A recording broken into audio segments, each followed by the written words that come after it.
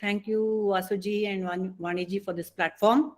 And thank you all, the audience, for being present today with all of us. Let's begin with a prayer.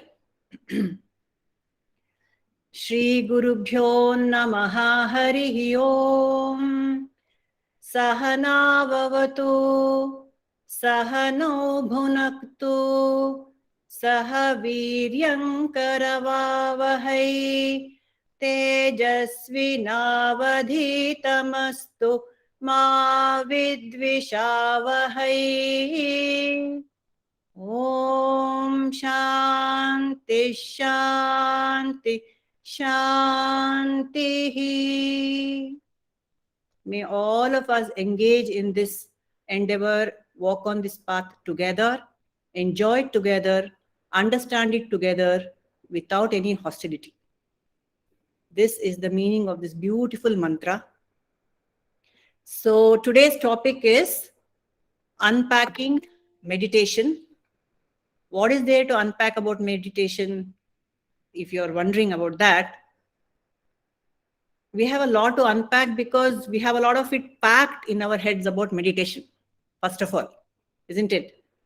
See, I think almost all of us gathered here have a very, very fair idea, and we have been exposed to this meditation for quite some time, I'm sure.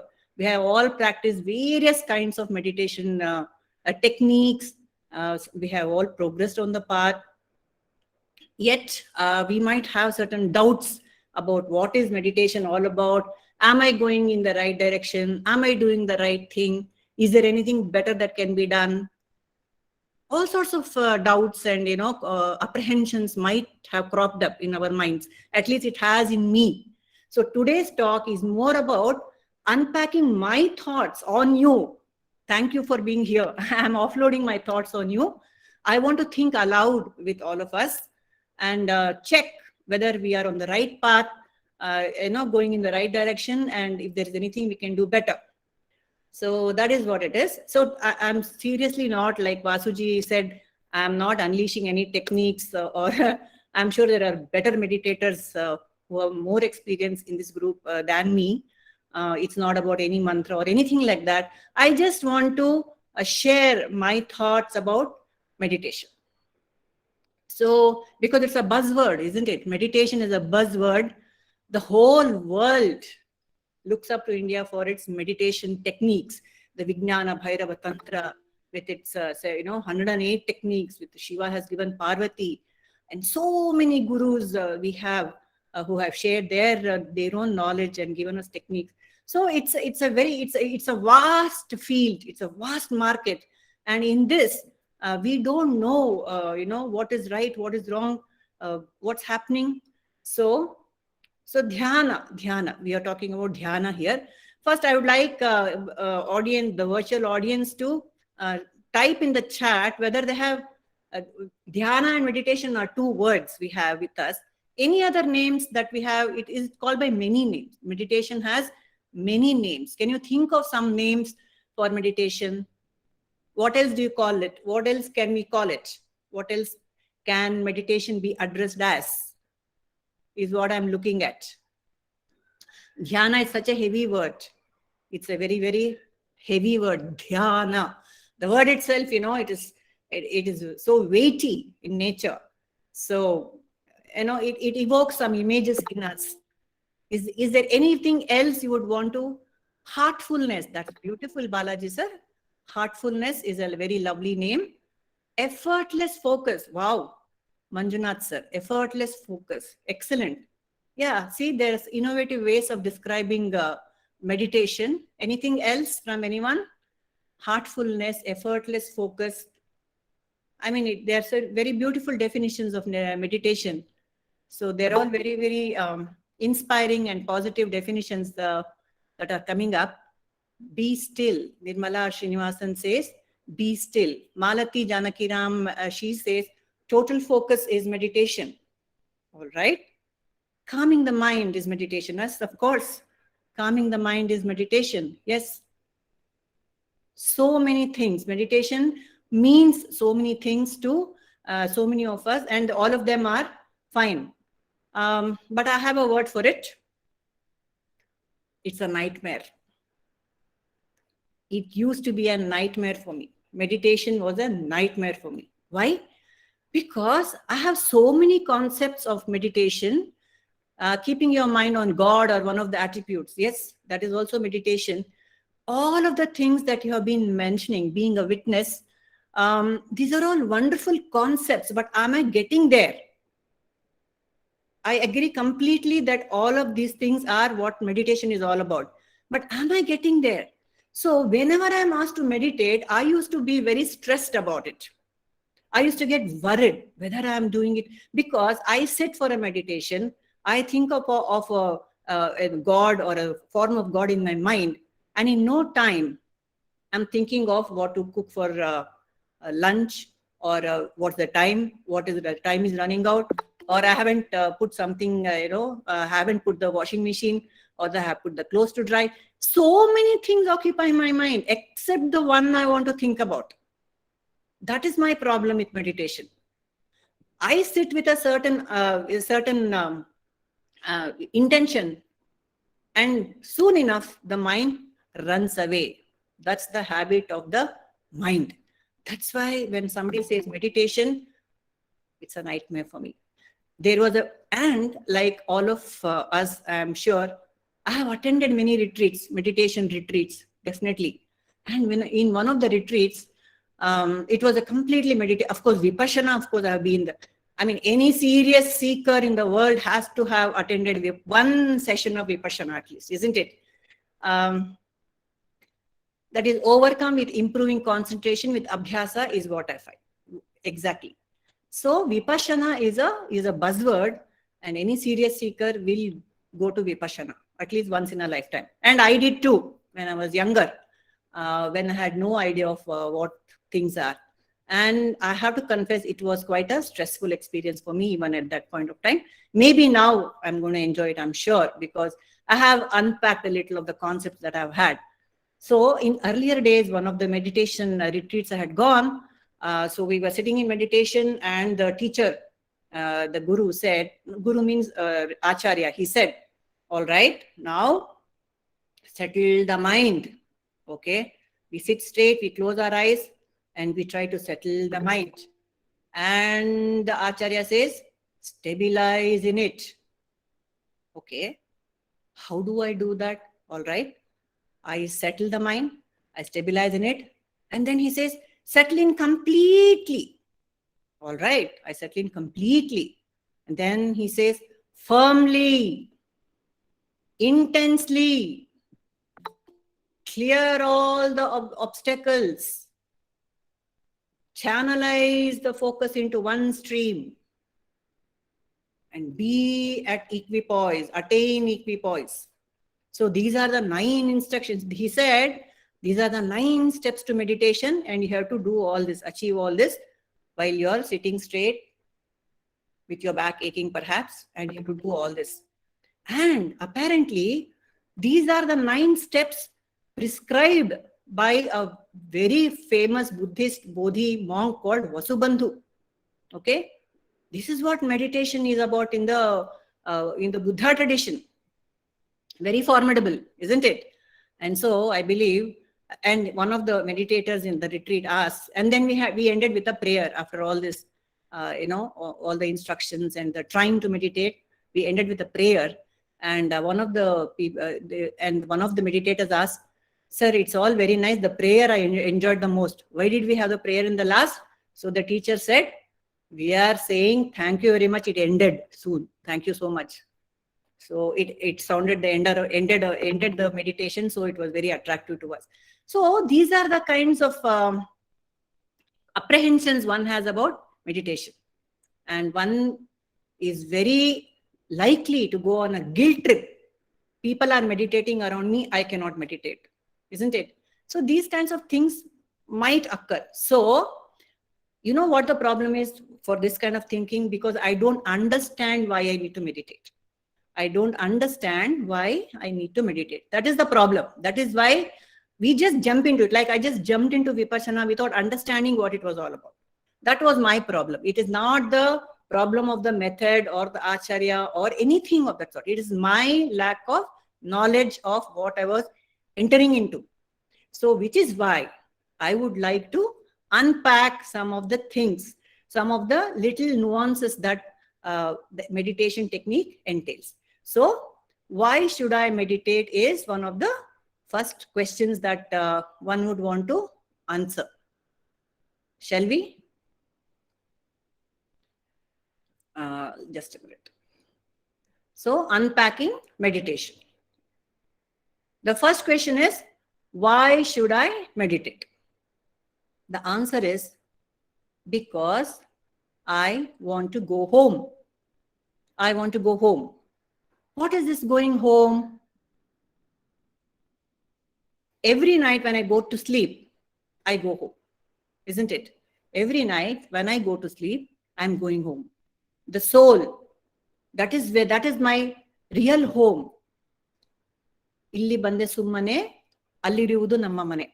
That is why a sleep is very refreshing for me. After all the hard day's work, what refreshes me most is a good night's sleep. Because I know instinctively within me that all that's happening around me is fine, but I need to touch base. It's like I have gone on a vacation for 15-day tour out of the country or within the country. I enjoy all the sights and the sounds and the queue signs. I like the visiting the places, and I like the 5-star hotel in which we are put up. I like going to the airport, taking a flight, and all that. But I come back to my dusty home. I open the doors, I open the windows, and I sit on my familiar sofa or sleep on my bed. That is what I like most, because it's home. Home, I belong to my home. The 5-star hotel is fine, but I love my home. That is why that I know instinctively that my home is inside within me. And I want to touch base at home. Like when a little child comes back from school, the school, it comes back with a dirty uniform and crying and says, you know what happened at school one day? The Satish who was sitting beside me, he pulled my hair or something like that. And then the mother says, no, don't worry about it. Come. I'll give you, made a nice pasta, pizza for you. You eat it, change your dress and go and play. You're fine now. You're home. Isn't it? Doesn't the mother console the child like that? That is what happens to us when we go to sleep. Our home is waiting for us. My home is waiting for me, where all my worries are taken away from my mother, God, or whatever, that infinite intelligence which I'm touching when I'm sleeping. And so that is what refreshes me, and I forget all about the horrible day I had, which preceded my before me. So while I instinctively know that sleep is what refreshes me, I would like to experience the same bliss when I'm awake. Why not? Why should I be deprived of that, joy, that kind of peace, that kind of equanimity when I'm awake, when I'm, interacting with the world? Isn't it? It's a very valid question. Why should I cheat myself of that? And Krishna says in the Gita, Ya Nisha Sarva Bhutani Tasyam Jagrati Sayami. Awakened one is awake when everyone else is sleeping. Meaning, it's not when the unenlightened are going about their daily business, very, very involved in it and losing their equanimity and losing their mind and all that. The Sayami, what does the Sayami do? He is maintaining his equipoise. He is also in the world, but he's awakened. So I also want to become a Sayami like that, isn't it? That is why I need to meditate. That is the reason why I want to meditate. So why should I meditate? To be equanimous during my waking hours and enjoy the happiness that I get in deep sleep. Right? So the difference between sleep and meditation and sleep, both give me happiness. The difference is, while in meditation, it's a conscious effort to find that peace when I am awake, right? So that is why I need to meditate. That was the first question that occurred to me. Why should I meditate? To find the peace which is within me, right? Next. Next question. So what scares me about meditation? What scares me about meditation? What scares me about meditation is my own mind, because my mind goes window shopping. My mind loves to window shop. What does it mean? Do you agree or not? The audience, you may type. What scares me about meditation? I'm saying my mind scares me. If you have any other input, please share. So,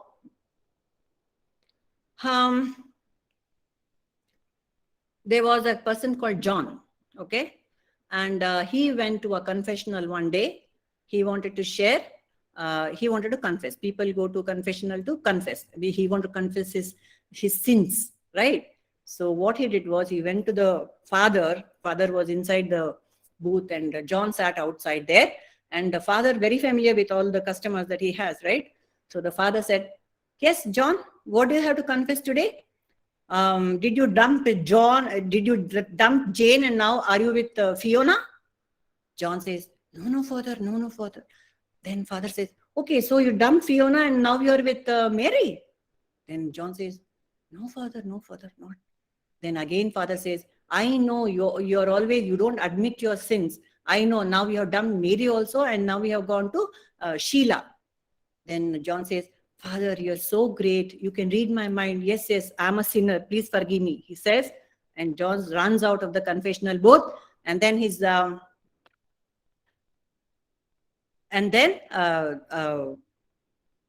John meets his friends and he says, yes, it's good I went for confessional. Father gave me 4 names. I'm going to contact the 4 girls now. So John went to confess, but he is window shopping. He is thinking of all sorts of other things, which is what happens to my mind. I start to meditate on something and something else comes to my mind, crowds in my mind. I go to a shop to pick up perhaps a packet of salt and I pick up several other things because something is on discount, something is attractive to me and all that, isn't it? So that is how my mind window shops. What can I do about it? That is not a very good habit for a meditator. The mind cannot be allowed to window shop. If I have to focus, I should be able to focus, isn't it? So that is one of the scary things about meditation. So what can I do? And why does the mind window shop? Because the mind has got, it is called vikshepa. The mind is a scattered thing. The mind is very scattered all the time. It thinks of 100 things. So that vikshepa of the mind has to be brought under control.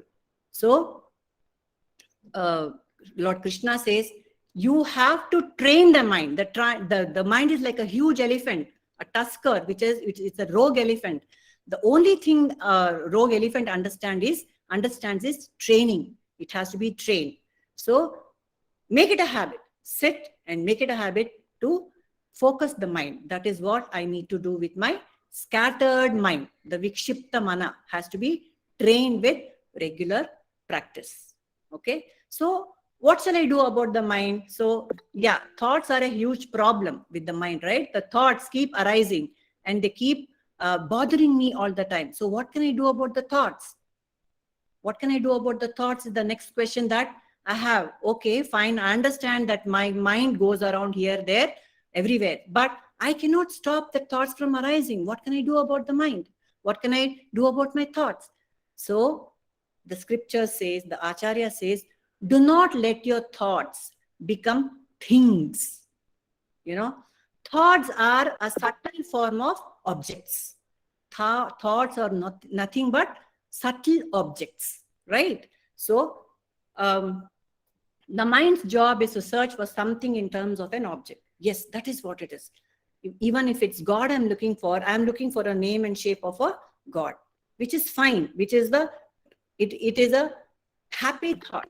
But other thoughts, I think of a dosa and immediately the name, the flavor, the fragrance, all the senses of mine manifest the dosa there, isn't it? So thoughts are fine by themselves.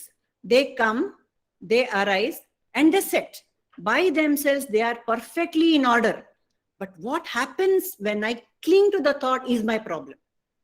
When I cling to the same thought again and again and again, it becomes a vasana, it is called. Lord Krishna again says, Dhyayato Vishayan Pumsaha Sangah Teshopajayate. Whatever the mind thinks of, the mind develops an attachment to it. Isn't it? I keep on thinking about it's so easy. Actually, the mind has a very, it can happily focus. The concentration is not a problem for the mind at all. Whatever I like, I concentrate on it happily. If I want to watch a movie, and I plan, I have to go and book a ticket, I can think about it for hours and hours. Or if I've had a nice experience with my friends, I can think about it for hours and hours. Why can't I think of the same power of concentration which I have? Why cannot I direct it at the right kind of thought? Dhyayato Vishayan Pumsaha. I should be able to meditate on the right kind of object, because I will develop attachment to something which I'm thinking always about, isn't it? So that is what that is one function that we have to make a habit about. Let me think. The thought will come, it will arise, and it will say, fine, let me not cling to it.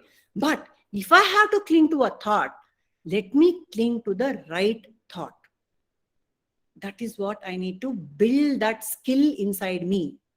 And another very good reason why I should not be clinging to a thought.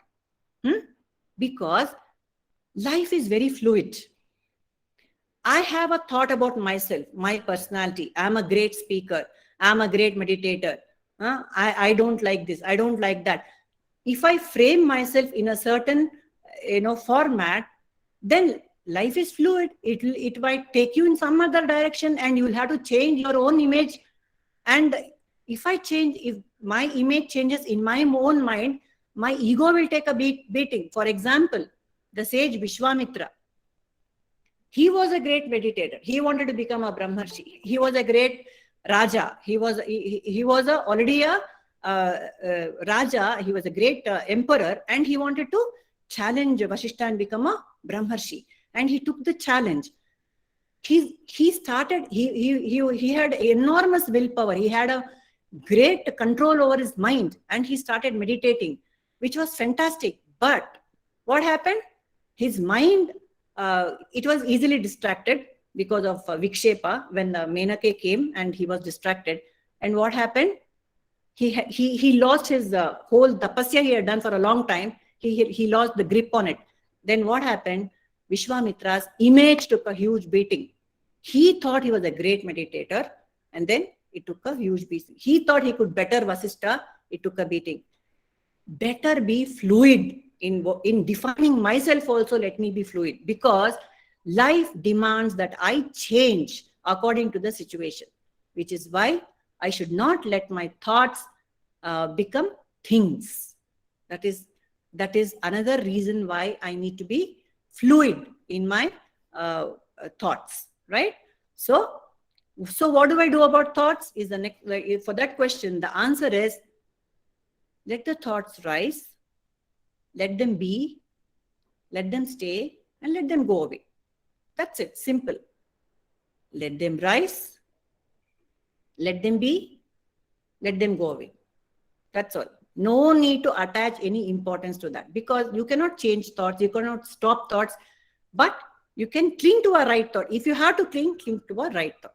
That is another thing that I need to remind myself when I am sitting for meditation. So while the mind, two things from this. The mind can concentrate easily on what it likes to concentrate upon, number one. Number two, the Vikshepa part of the mind. The mind can even let go of a thought very easily. Tyaga is a very natural attribute of the mind. So we have two enormous powers. The mind has two enormous powers. One is holding on to a thought. One is leaving a thought. See? Lord Krishna again says, Atma is your own. Atmaha bandhuhu. Atma iva ripur atmahanaha. That means your mind can either be your friend, the same mind can be your enemy also. So how can I convert my mind, an enemy mind, into a friend? I have to do it by myself, by my own intellect. I should know what thoughts to leave and what thoughts to cling to. That is another one of the things that I can do with my, what can I do with my mind? I can do that. I can cling to the right thought and I can let go of the unnecessary wrong thought, which is taking me away from my goal. Next question. How do I know I qualify to meditate? Is a question often I would ask earlier. Then I came across the teaching by Ramana Maharshi. He said, anyone who says I is qualified to meditate. Anyone who says I. Who doesn't say I, tell me? Everyone. And each of the sentences that we speak almost will have an I in it. I believe we have 50,000 thoughts per day. All of them are running around that I only, isn't it? So all sentient beings, all human beings say I. Therefore, all are qualified to meditate. That is what Ramana says. So there I am. So it doesn't matter whether I have meditated before, whether I'm interested, I'm not interested, whether I know how to meditate, whether I don't know how to meditate. Because I say I need to meditate. Why? Because I need to go to the root of this I, what this I is all about, isn't it? And in my heart of hearts, I know the I that I go about telling myself that I am so and so, I am this, I am that, is actually not me. Because the sheer bliss that I get when I forget the superficial I is incomparable to the bliss that I experience with the I that I go around the entire day. Isn't it? The superficial I will not give me the same bliss as the I that I forget when I go to sleep.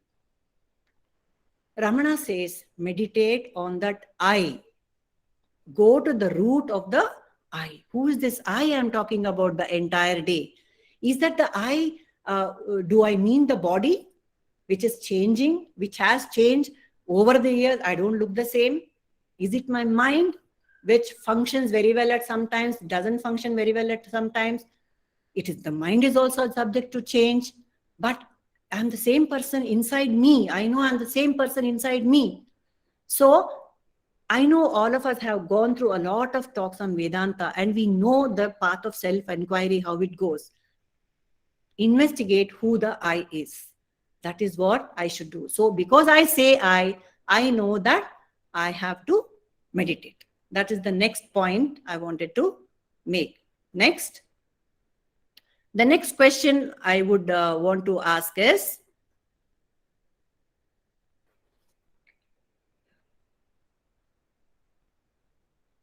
will it require changing my lifestyle? What do you think, people? Will meditation require changing my lifestyle?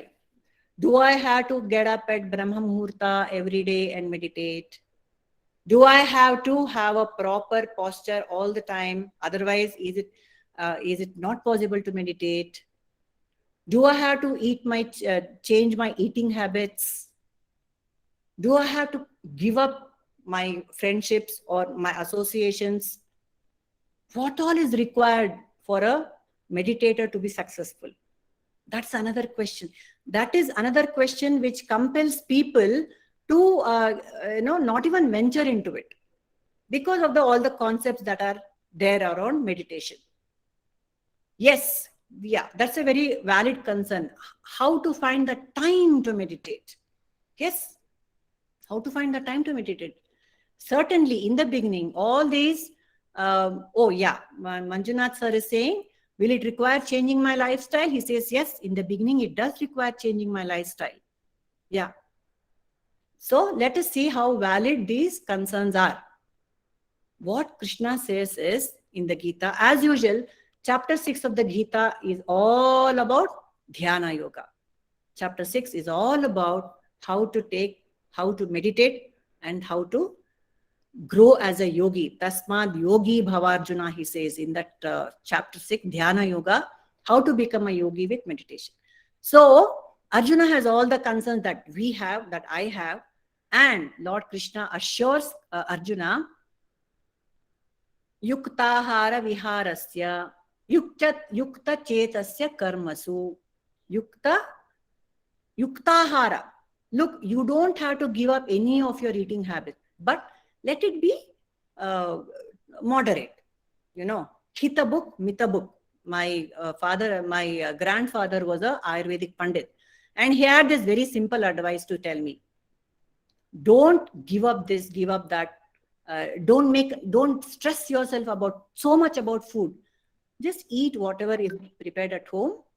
But let it be hita and mita. Hita means soft on the senses, on the tongue, on the tummy, not too spicy, not too pungent. And mita, don't overload yourself with too much of food. Don't overload. That's a very, very commonsensical advice. Yuktahara. See, Lord Krishna is telling us, don't worry about all that. Just eat moderate food, just enough to fill your tummy and keep you energetic. Good sattvic food. Yuktahara. Vihara also. Recreation. Vihara or recreation or engagement otherwise with the world. That is called vihara. Let that also be moderate. Don't spend your time partying, the whole night, sleeping at 1 o'clock in the night or whatever it is. I mean, once in a while is fine, but don't make that a lifestyle that upsets your natural rhythms. That is what Krishna is telling Arjuna. Don't worry about drastically changing your lifestyle, but to be moderate in everything you do. Yukta ahara, vihara, and yukta chetasaha. And your mind also. Don't let it run, too much. Don't swing, between emotions. I'm very happy one day and very sad the other day. No, just be aware. Yukta ahara, vihara. Everything should be in moderation. That is how a yogi behaves. A yogi is a very, very normal, moderate person. That's all. A yoga is what? Yoga is nothing but balance and equanimity is what Lord Krishna says. Do not swing between too much and too little. Tread the middle path. That is what the Buddha did. The Buddha, of course, as we know, he undertook a lot of tapas, a lot of austerities, isn't it? He gave up ahara, he gave up nidra, everything he gave up, and he became so weak and he became so thin. The Buddha became very, very thin. And so, became so thin that he lost all the energy in his mind and body. When the body is not strong, the mind also becomes weak, isn't it? The body is the vehicle through which all the faculties function, the instruments, all functions through the body. So, when he was lying near a river bank without any, trana, energy in his body, he came across a woman playing the veena. He came across the woman playing the veena. And in his state of semi-consciousness, when he heard the veena, the beautiful melody of the veena, something struck him. He said, the veena, the music is coming from the veena only because the strings have just the right tension. If the strings are very loose, it couldn't have produced music. If the strings of the veena were tight, they would break, isn't it? So the tension has to be just right. Even in the body and mind complex, the tension has to be just right. They have to be in complete integration. The body, mind, thoughts, speech, action, everything has to be completely in integration and just right for the body and the mind to function properly. That is why, will I have to change my lifestyle? Only if it's very immoderate, one has to change. Otherwise, in whatever state we are right now, if we are comfortable with our daily schedules, within that very structure, we can as well enjoy a good meditation. Is what we can discover if we try. Another question that one might encounter next is meditation the project of a lifetime? What do you say, audience? Is it the project of a lifetime? You can answer, you can chat if you wish. Yes. Somebody is saying yes. Manjunath ji says yes. It's a project of a lifetime. Anything else? Several lifetimes. Perfect. It's even more scary, sir. Several lifetimes, project of several lifetimes. Why cannot I enjoy a 5-minute feel-good exercise? Meditation can be a 5-minute feel-good exercise. Yes, it can become our lifestyle. It is not necessary if the goal is achieved. Oh, we have gone to the last slide, right?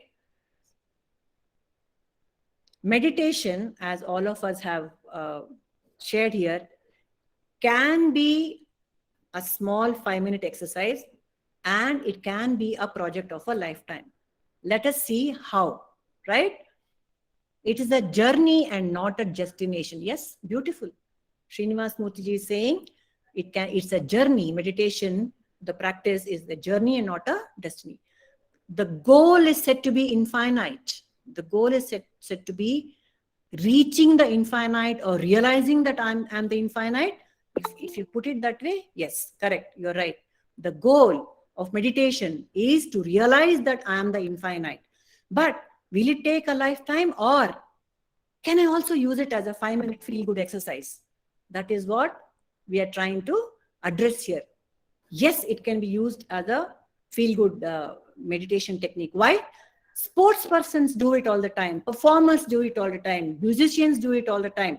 Speakers, public speakers do it all the time. Before they launch into any project, or just before they go on stage, one just closes the eyes and takes a few deep breaths, collects the thoughts. That collecting the thoughts is a very important thing. Collecting the thoughts means collecting all your energies and focusing, isn't it? We all do it unconsciously without thinking of it as meditation. We do it. Spontaneously we do it. When we have to think of a right answer for something, we collect the thoughts. We just keep quiet, put everything aside. That's perfectly all right. And when we snatch such moments through the day, that itself is meditation. What else can you call it?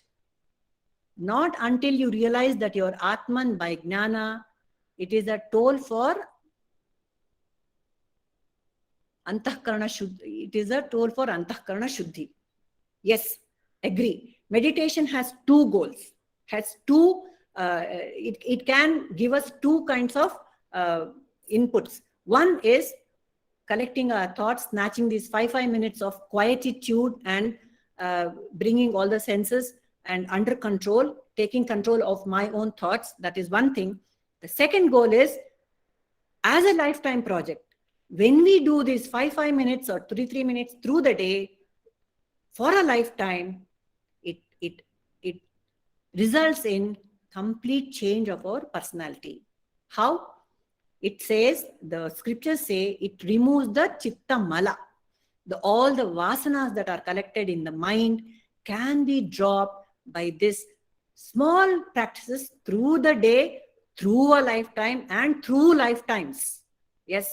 So meditation is from 5 minutes to 5 lifetimes.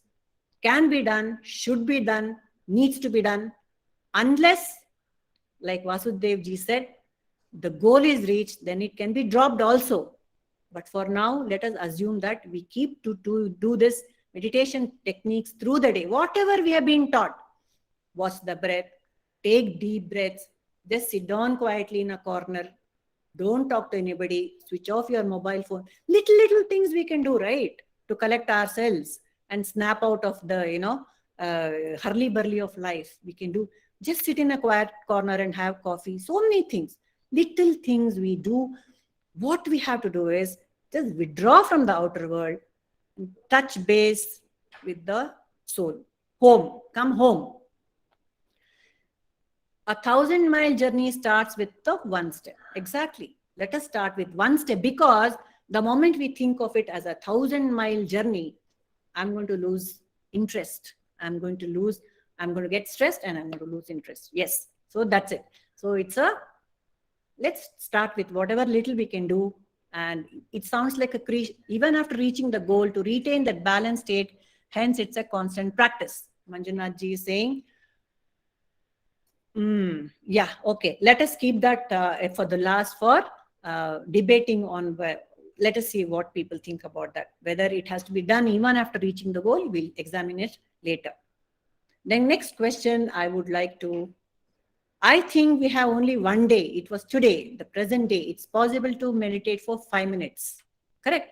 That's also true. I don't know about the next tomorrow. I don't know about the next lifetime. But what I have now is this moment, today. So let me make use of this, is what Raghav Rakesh is saying. Perfectly said. Perfectly said. So let me make use of little. If I say, 5 minutes is doing me no good, then I'll be losing that 1 minute that I have also, isn't it? Right. Then the next question that bothered me is, what can I expect in meditation? What can I expect in meditation? That's another problem. What to expect? I have a lot of expectations of what a meditator gets. I have heard stories, I have read stories of great tapasvis who have visions of God, who have visions of divine beings, who have visions of great lokas. So many things, no?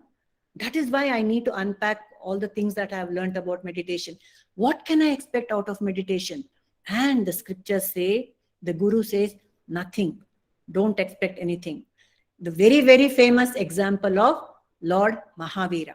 You know, Lord Mahavira, he was asked, after he spent years and years of meditation, he was asked, what did you gain in meditation? He said, Mahavira or Buddha. He said, I lost. What did I lose? I lost my arrogance. I lost my ego. I lost my expectations of life. I lost so many unnecessary things that I was carrying within me. All that I lost. That is important. When you lose, that's it. When you lose, or when you lose all the dirty things in your life, you're left with all the good things. That's what happens in meditation. What the Guru tells us is, or what Krishna tells us, do not expect all these esoteric things to be happening to you when you're meditating. Don't expect some sound, divine sound, Dashavidhanadha to come. If it comes, go back to the first teaching. Let it come, let it be, let go. Let it go. Don't cling to it. Let it come, let it be, let it go. Dashavidhanadha, or lights, or visions. Because ultimately, even those are thoughts which have become things. Even those are thoughts which become things. That is why do not cling to it. Do not expect. If nothing happens, no problem. At least you are quiet for 2 minutes. That itself is a huge thing. Once a merchant wandered off into the sea and he came across a little island, a little known island where tribals were living. Okay. And the merchant, he was shipwrecked and he had to repair his ship, and his crew were repairing the ship. Meanwhile, they rested on the island. And the tribals were very hospitable people. Fortunately, they were not cannibals who would, cook people on the fire and eat them. So they invited the guests, and they made delicious dishes for the shipwrecked merchant and his people, and they gave them food. The merchant, they were very happy to have some food because they were starving, and they were very happy. But something was missing in the food. The merchant and his crew, the captain and his crew, they felt that there was something missing in the food. They didn't know what. But however, they enjoyed the meal. They were very grateful to this tribal chief, and they told the chief and his people, we are very happy. When you come to the city, when you cross the seas and come to my city, please come to our place and please take our hospitality also. So they exchanged notes, And the merchant and his ship and his crew, they left. And then, sure enough, some years later, the tribal chief had occasion to cross the seas, and he went to the same town where this man was there, and he met the merchant. And the merchant was very happy to see this, his old friend, and he hosted a great feast for him. And the fellow sat and he enjoyed the food so much. And he said, I have eaten all my years I've had food on my island, and I thought that was the best food that there was. But here, there is something extraordinary about this food. Something we are not using, some ingredient is missing from the food that I eat. And so we asked the merchant, what are the ingredients you have used in the food? So, the whole kitchen, the counter was showed to him. This is sugar, this is salt, this is tamarind, this is whatever, all the things. Then the tribal chief tasted everything. And when he tasted the salt, he said, this is the taste which is missing in my food in our island. We have never used this white powder, which you called as salt. The tribal chief was very happy. He was extremely thrilled. He said, now this is very beautiful. I want to have salt. And he went on eating salt. Is that okay? Can we go on eating salt because it's nice? No, naturally, he threw up in a minute. And then what this story tells us is meditation is the salt in our life. It enhances life. It enhances life. There is no need to spend years and years of tapasya. There is no need to leave your home and go to the mountains and sit in a cave, grow a beard, starve yourself, and do tapasya for years and years together. That is fine. I don't know for whom it works, but for us as Grihasthas, as people in this team who are listening to this talk, let us use meditation as the salt in a meal to enhance the taste of life, to give it meaning, to make it beautiful, to make it fragrant, to energize us. That is how we need to use meditation. Let us not be put off by the formidable expectations of, I haven't heard a sound, I haven't heard a vision, I couldn't see God. How many more years should I sit and meditate to see my God? No, let us not go there at all. If it happens, let it happen. Eventually, it might happen. That's perfectly all right. But let that not be the goal of meditation, to have visions, to see visions. The first thing the Guru tells us is drop expectations and then sit. The whole idea of meditation is to drop expectations from everything, from everybody, isn't it? And to be equanimity and to attain equanimity. Why do we lose equanimity? Because we have expectations in life.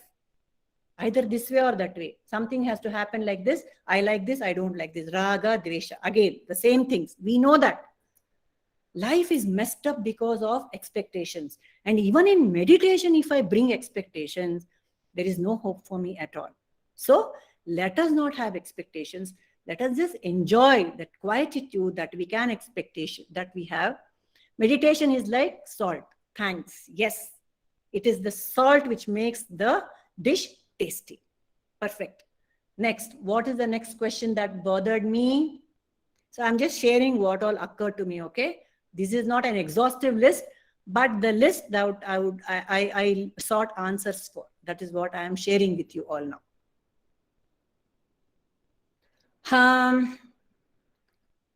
So what next? Okay. Now you have told me all these things. Don't expect this, don't expect that, don't do this, don't do that. It's as if everything has been removed. There's nothing to do. So what next? So what should I do in meditation? A Zen master would say, watch the grass grow. It's not at all helpful, is it? What do you mean by saying, watch the grass grow? What shall I do? See, the human mind and the human body, all the sense organs, the limbs, everything is geared for action. We want to do something all the time.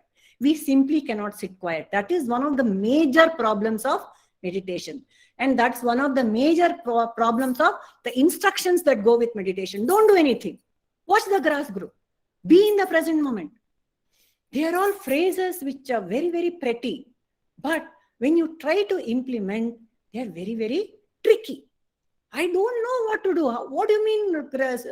The grass will grow, Baba. I don't have time to sit and see the grass grow. I cannot waste time. I've got a million things to do. I'm a busy person. And how does it help watching the grass grow? Does it make any sense? This is how the mind works. What the acharyas or the teachers or the scriptures actually saying when they say, watch the grass grow or be in the present moment is operate from your center. Being in the present moment means operate from a space where there is no baggage, which is my very most inner core. How can I do that? When I don't have the baggage of the past or the baggage of the future. When I don't have the worries of the future, the anxieties of the future, or the regrets of the past, or even the hopes of the future, or even the happy memories of the past, they're all baggage. All have to be unpacked. That is what people mean when they say, be in the present moment. That is what the acharyas mean when they say, be in the present moment. How can I be in the present moment and how does it help? Again, one more buzzword, mindfulness. Be mindful, be aware. What does it mean? Don't react but respond. Don't do that. Take a minute. That is what meditation is all about. Just take a step back, think, and then react, then respond, then act. Instinct is fine. Instinct is one thing. But put a little bit of salt of viveka in it. Take a little time before responding. And because somebody said once, another little story, a man was driving on the highway and another car was zooming past him, a woman driver. She called out, pig, pig, pig. She called out to the driver of this car, pig, pig. So this man naturally was extremely angry. What do you mean, you pig? I'm not a pig. You're a pig. You are a donkey, he said. And she went on crying, pig, pig. And this man went on looking at her and crying, saying donkey, monkey, and all those things. But what happened? There was a pig crossing the road and he forgot to notice it in his anger. And he had an awesome crash. And so he had to be hospitalized for a week because of a broken leg. So what was that? He was not mindful. He was not aware. And he reacted. He didn't respond. Most of us find ourselves in that situation when we take things for granted, we take the other person for granted, and we say things according to what strikes us. The mind illness to mindfulness, this is the way to meditate. Okay, all right, Raghav. So, that is what is being in the present moment, being mindful, being aware. This takes away most of our unnecessary vasanas that we have cultivated. Somebody doesn't like me, somebody called me a donkey, some stranger on the road, why will somebody call me a pig, you tell me, isn't it? So little mindfulness, awareness moments that we have through the day will help us stabilize in the present moment, right? So that is the answer that I got about what is the meaning of let the grass grow, look at the grass grow. That was the Zen masters. That's what they used to do with all their students. When they come to say, they'll say, okay, peel the potatoes. So they peel the potatoes, they clean the. That's what they do all the time.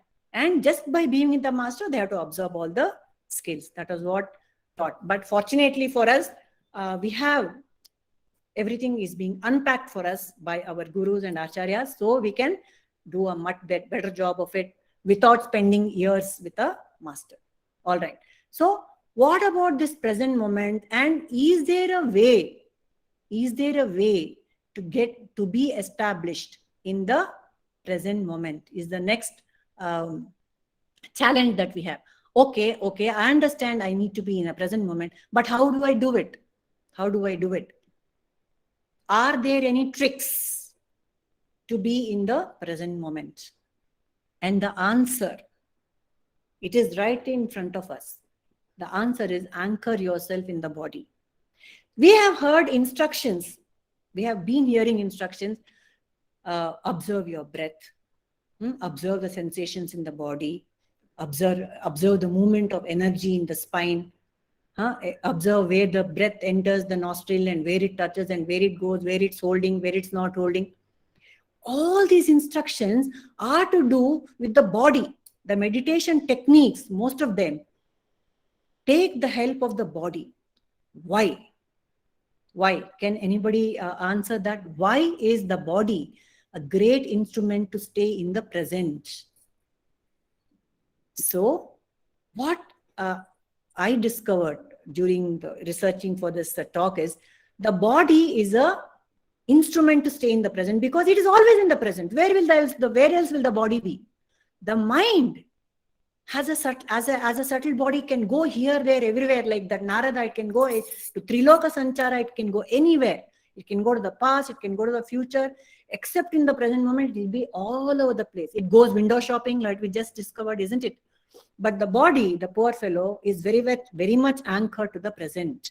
That is why when I latch my mind to my body, I can be in the present moment. It's a very, very easy, very commonsensical techniques that our acharyas have given us, our gurus, the scriptures have given us. So when I anchor myself in the body, the mind, either on the breath or on the sensations or on the energy flow in the body or on the beating of the heart or on the blood rushing in the body, all these techniques help in anchoring ourselves in the present moment. So that is the trick of staying in the present moment. Let me anchor myself in the body. So what we can do is, the next question, what shall I meditate upon? Okay, fine, I'm anchoring myself in the body. So on what should I meditate? On what should I meditate is the next question. Any ideas? What should I meditate upon?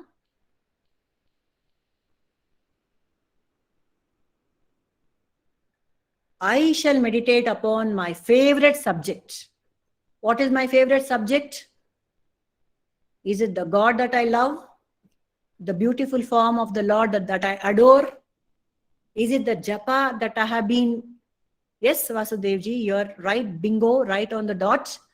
I should meditate. I can meditate upon my favorite subject, whether it's the God, whether it's my japa, whether it is Soham. Yes, all these are correct. We have been taught all these beautiful techniques, but the easiest that comes to mind is my favorite subject, which is me. I meditate upon myself. I should meditate on myself. Yes, Srinivas Murthyji, the easiest thing I can do is to meditate upon myself. That is what we are doing. What really I need to become. Yes, that is called the Kita Brahmara Nyaya. What I need to become. I'm a Kita, I'm a worm, and I want to become a beautiful butterfly with beautiful wings, and so that I can fly. I can become a Brahmara. I'm sure all of us have heard about this Kita Brahmara Nyaya, isn't it? The worm is so worried about the butterfly, the wasp coming and eating it, that it becomes a beautiful butterfly itself. Like you meditate on the beautiful form of God, and you get the sagunas of the gunas of the God. That is the keeping your attention on what you want. Nididhyasa, it is called.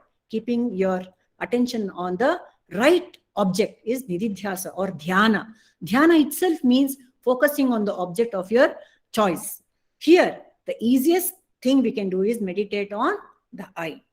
This is what the I meditation is called. The Advaitic form of meditation, it is also called as the Nididhyasana. So what do we do in Nididhyasana? What do we do in the Advaitic meditation, Vedantic meditation?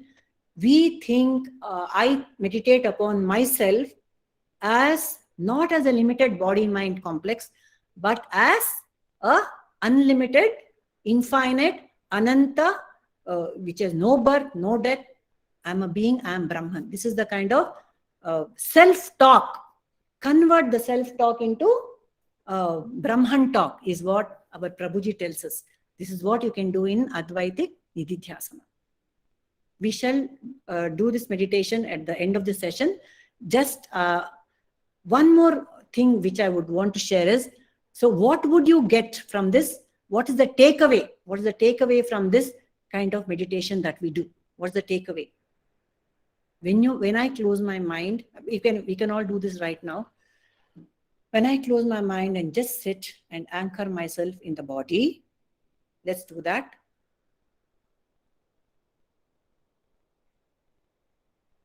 Observe the sensations, the breath, the blood rushing through the body, the veins.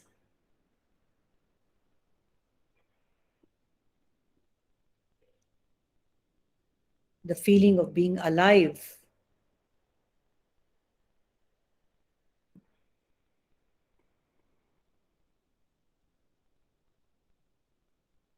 Just the sheer presence that I experience.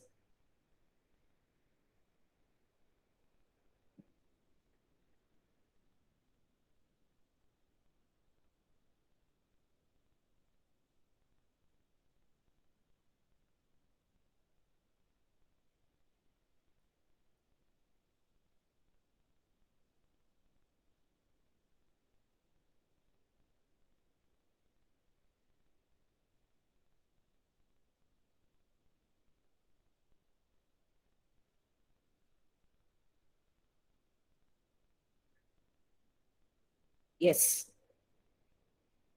What happens when I sit like this for 5 minutes?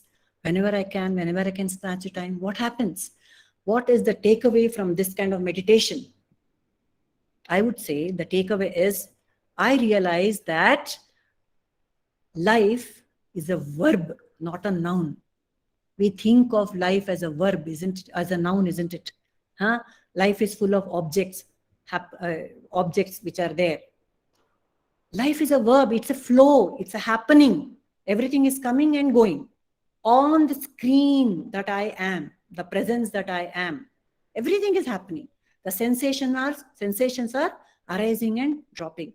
The heart is pumping and pumping continuously without my interference. It's all happening. Similarly, when I escalate this knowledge to the outer world, I realize with this kind of meditation continuously, 5 minutes through a lifetime, I realize that everything is happening. When I realize that everything is happening, I stop blaming life for things that happen. Krishna says, Prakrute Kriyamanani. Everything is done by Prakriti. Everything is done by by nature. Even the thoughts that arise in me, I have no control over them. I don't blame myself. I don't blame my neighbor. I don't blame the politicians. I don't blame the weather. I don't blame the world. What a happy existence if I stop blaming and cursing and wishing for a better things to be around me. No, when I realize that everything is happening and they all pass, they are not always they are not permanent things here. Things come and things go. When that kind of attitude sets in, my entire being calms down, isn't it? Prakriti is doing everything. Now here one doubt comes. Oh, that means don't I have any free will? Yes, we do have free will. What is the free will? That I sit for 5 minutes. That choice that I make is the free will that I exercise. That God has given me that free will to exercise that Purushartha, it is called. It is called the Purushartha. I make up my mind to go on the path to meditate. That much free will the apparent free will that I have. I need to channelize this only to realize that nothing has God. It's all God's will. There is no free will. That is what I'll realize in meditation. That everything is happening. There is nothing to be done. I just need to be in the present moment. I need to be in the flow. I should not be blaming either myself or anybody else for all the ills in the world. That is the takeaway from meditation, which is a huge advantage. When I know that everything is just a nataka happening around me, I can operate, from like an actor who is just doing a role, isn't it? So that is the takeaway from meditation. Another problem that I might have about meditation is, I will say, but I have been meditating for years. I've been doing this for years, but nothing is happening. Nothing is happening. What is this? That's a common complaint, right? I have been meditating for 30 years, but still I'm the same. Nothing has happened. Not really. We would have progressed, but we wouldn't have noticed it, right? So like a wife who complains about, oh, my home, my children, they come, my husband, dad, this, my in-laws, blah, blah, whatever. We have about 100 complaints, but ask her to go away, take a holiday and go. She said, no, I will do my duty. I can't. See, the complaining is our nature, but we actually like it. I mean, we actually take it as that complaining is just on the surface. We love our children. We love the relatives around us. We will do anything for them, but we complain, isn't it? So meditation is like that. You might complain about it. I've been doing it forever and ever, but nothing has happened. No, we would have progressed. And you know what Krishna assures us? He says, Arjuna, he says to Arjuna, Abhyasa is the only thing which is going to rescue you. Don't give up. Any yoga has to be strengthened by Abhyasa. Repeating it again and again and again. Abhyasam balu kaunteya. Abhyasam tu kaunteya, he says. Go on doing Abhyasa. And he assures the wonderful thing about any yoga and anything about karma yoga or dhyana yoga, the thing is, swalpamapi, even if you practice it even for a little amount of time, it's going to give you enormous results, he says. He says there are 3 things that I can assure you. God himself is saying 3 things that I assure you with swalpamapi abhyasa. Swalpamapi, little thing, you give little attention to it. I give you 3 things. One is, there are no side effects. It's a win-win situation. You're not going to lose anything. There are no side effects to it. Whereas the other karmas that we do in life, whether it is a ritualistic puja or a yaga or a yagna or even a social service with the expectation of results, the side effect is it can go wrong. The rituals that are prescribed in the Vedas are very, very, very specific. And if you are doing some kamya karma or kamya yagna, it has to be done in the perfectly right manner for it to give results. A puja that you do to God, you have to pronounce the mantras properly. You have to, Shiva has to be worshipped with bilba, whatever. So many, do's are there, don'ts are there. You have to wake up at a certain time. You have to look at the muhurta for doing a proper yagna. The muhurta, the time of the day, everything has to be fixed. But for meditation, nothing. The simplest thing on earth. You do it. There is no time, there is no muhurta, there is no requirement. Just close your eyes and, get inside yourself. That's all it is required. Swalpamapi. So, number 1, no side effects.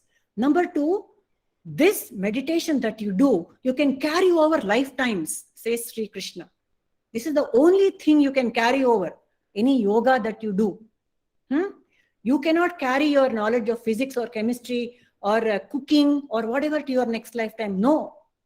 But this abhyasa, that's any spiritual pursuit that you undertake, is carried over to the next lifetime. What a wonderful thing, isn't it? So, no side effects. Whereas the rituals, pujas, they have side effects, or at worst, they don't give results. That's another problem. No, kamya, karma, we do for results. If they don't give results, you lose interest in it. So that is one thing, and it carries over for the next lifetime. Wherever you are left off now, you pick it up from there. Krishna talks about yoga bhrashtas. Okay, you haven't completed your education now in this meditation, never mind. Next lifetime, I will ensure that you are born in a family of very, very rich family where you don't have to do the mundane things and just engage in meditation. Okay, or I'll take you to a family which is a very highly evolved yogic family, and you have an environment fit for meditation. What a promise! What else do we need to engage in dhyana, isn't it? And the third thing that Krishna says is trayate mahato bhayat svalpamapi abhyasa. You practice this meditation techniques for little time, little while also, and it trayate mahato bhayat. It will carry over. It will mitigate the highest fear you have in your life. Even the little fears you have in life, you can overcome. What is the mahat bhaya that we have? The fear of death, isn't it? The fear of death is the greatest fear one would have. What will I be born as in my next lifetime? Will I have a nice environment? Will I be born in a good family? Will I have these comforts? What if I go to a lower loka or something like that? We have got all sorts of concepts about the higher lokas, lower lokas. So Krishna says, Don't worry, I promise. You do some practice now, I will ensure that you will be allowed to continue your practice in your next life. So these are the assurances given by God. Therefore, we need to engage in dhyana. Then the last bit, what happens after I get dhyana? That was one of the questions that we had asked earlier. Okay, now I have done dhyana. I have done it 5 minutes or whatever I have snatched moments of my life to engage in this meditation. And suppose in this lifetime, I am liberated. What will happen then? How will the world look? How will the world look? It will be very beautiful. It will be very beautiful. Shankara says the world will still look like a world that you have always been seeing, but you will experience a great oneness with every human being or every being on earth. He says, but the Dvaita that you see after you are enlightened is very beautiful Dvaita. He says, Bhaktyartam kalpitam Dvaitam Advaitadapi Sundaram. That means the bhakti, the vision with which you see at the world after you're enlightened is more beautiful than being absorbed in oneself in Advaita. So that's it. So life itself will become beautiful. Even a little bit of knowledge about a oneness, that experience of oneness when I'm in meditation is a very beautiful feeling. So the world will remain the same, but my perspective will change and life will be a merry ride. So somebody asked a great Buddhist monk called Ajahn Brahm. He was the preceptor of the Bodhiana monastery in Australia. A reporter actually took his interview and asked him, sir, if I flush all your holy books down the toilet, what will you do? Then the monk said, he laughed and he said, I'll call a plumber. What else I can do? That's it. So, extremely practical life, extremely stress-free life, happy life, equanimity. What else do I want from meditation? So this is what I have unpacked about meditation. I hope you all enjoyed it, and I hope you all had some takeaway from this little presentation. Thank you so much.